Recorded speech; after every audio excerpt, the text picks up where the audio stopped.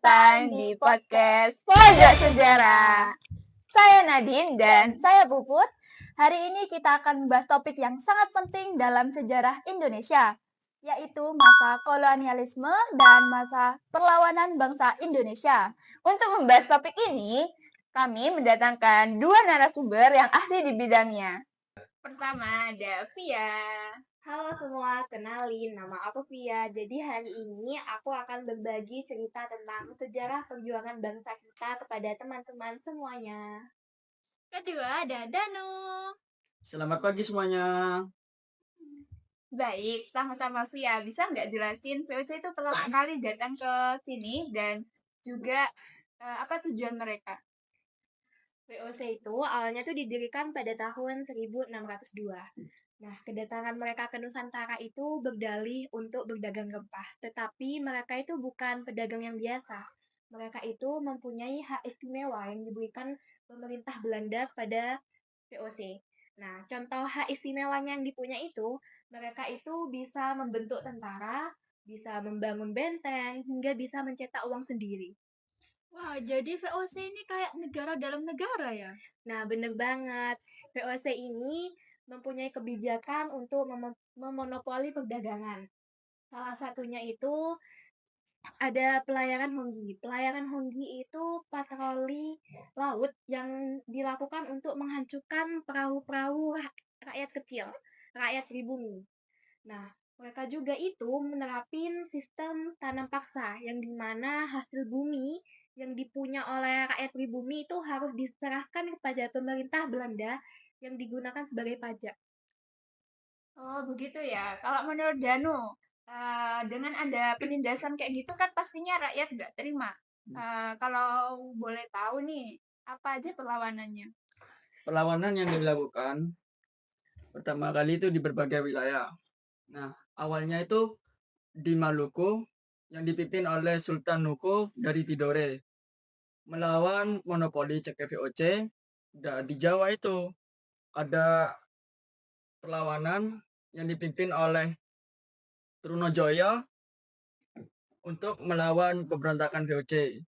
Dan Mataram pada tahun 1674 sampai 1679. Nah, dan yang terakhir di Jawa juga, tepatnya di Yogyakarta yang dipimpin oleh Sultan Agung dari Mataram. Nah, Sultan Agung ini menyerang kedua kalinya untuk melawan ke Batavia. Tetapi Sultan Agung dari Mataram ini kalah dan akhirnya belum berhasil merebut Batavia dari penjajah. Wah, perlawanannya banyak banget ya. Tapi kenapa perlawanan-perlawanan itu sering banget gagal? Ada beberapa alasan. Alasan yang pertama itu ada kayak perlawanannya itu bersifat kedaerahan. Nah, yang kedua itu persenjataannya dari VOC itu lebih modern. Nah, yang ketiga itu ada kayak misalnya peraturan yang dilakukan oleh VOC yaitu Divide et Impera, yaitu praktek adu domba, di mana kerajaan yang ada di satu ini melawan kerajaan lain. Dan yang terakhir itu VOC sering mempermainkan konflik internal satu kerajaan di Nusantara. Banyak banget ya alasan-alasan dulu. Tetapi untungnya meskipun rakyat Indonesia nggak berhasil, VOC berhasil dibubarkan pada tahun 1799. Akibat korupsi dan hutang. Nah, selain VOC bangkrut, gimana pemerintah kolonial Belanda bisa lanjut? Setelah VOC dibubarin ya, pemerintah Belanda itu langsung mengambil hak alih kekuasaan di Nusantara. Nah, Belanda ini di situ langsung menerapkan sistem tanam paksa yang dimulai pada tahun 1830. Yang awal kali dilakukan itu oleh Gubernur Jenderal Van de Bos. Nah, di situ rakyat itu dipaksa untuk menanam tanaman ekspor atau bekerja di perkebunan Belanda selama 66 hari dalam setahun. Apa dampak dari sistem tanam paksa ini? Kalau dampak yang pertama itu jelas ya, di situ ada terjadinya kelaparan secara besar-besaran, terutama di Pulau Jawa ataupun Madura.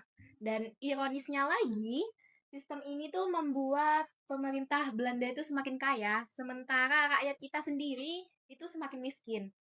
Semakin miskin bahkan menderita.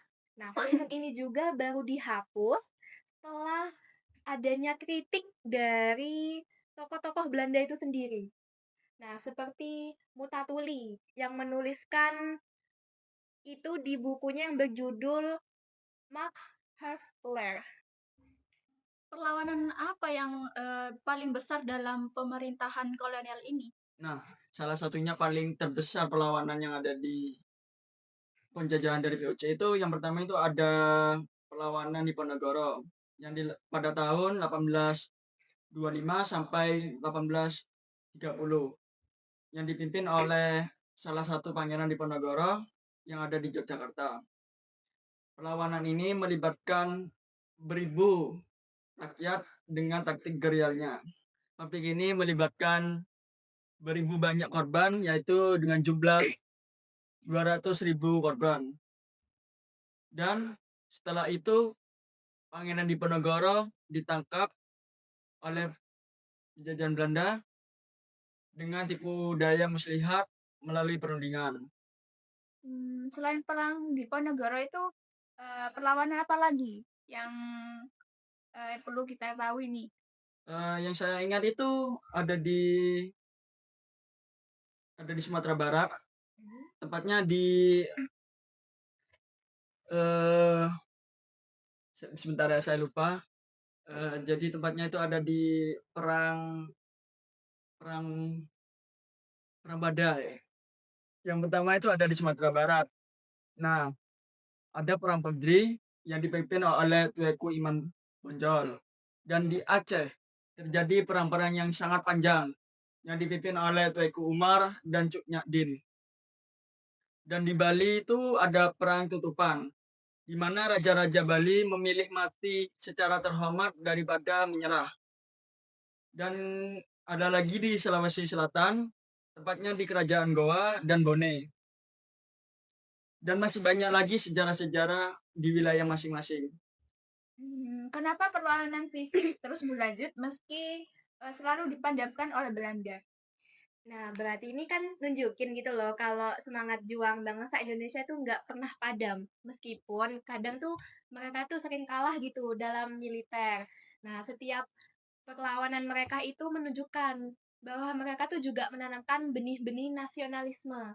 Dan perlawanan-perlawanan inilah yang membuat Belanda itu mengeluarkan biaya yang besar. Sehingga banyak dari anggota-anggota Belanda itu yang menjadi korban dari peperangan ini. Terus kok bisa perlawanan kemudian berkembang dari yang bersifat fisik ke yang perlawanan bersifat modern ini? Awalnya perlawanan modern ini itu berkembang pada awal abad 20 yang dimana perlawanan ini baru melalui organisasi pergerakan nasional. Nah, dimulainya itu dari organisasi Budi Utomo, kemudian dilanjutkan dengan Serikat Islam, dan organisasi lain. Nah, perlawanan ini juga bergeser dari bidang pendidikan ke bidang ekonomi hingga ke bidang politik. Bahkan karena perlawanan inilah yang membuat para pemuda-pemudi terdidik itu mulai menyuarakan bahwa para pemuda terdidik mulai menyuarakan kemerdekaan melalui lisan, tulisan, hingga organisasi. Wah, kira-kira apa nih yang bisa kita pelajari dari sejarah perjuangan bangsa Indonesia ini? Pertama, persatuan. Perlawanan daerah gagal karena tidak bersatu. Kedua, semangat pejuang menyerah melawan penjajah. Dan yang ketiga, selalu meraih kemerdekaan dan tidak melupakan jasa para pahlawan. Kalau gitu nih, ada nggak pesan terakhir untuk generasi muda terkait sejarah kolonialisme ini? Ada sih. Buat teman-teman, pelajaran sejarah itu bukan untuk membenci penjajah, tetapi untuk menghargai perjuangan pahlawan dan melanjutkan cita-cita untuk membangun Indonesia yang lebih baik, adil, dan sejahtera. Terima kasih banyak ya Via dan Danu. Penjelasannya hari ini kayak dapat banget ya.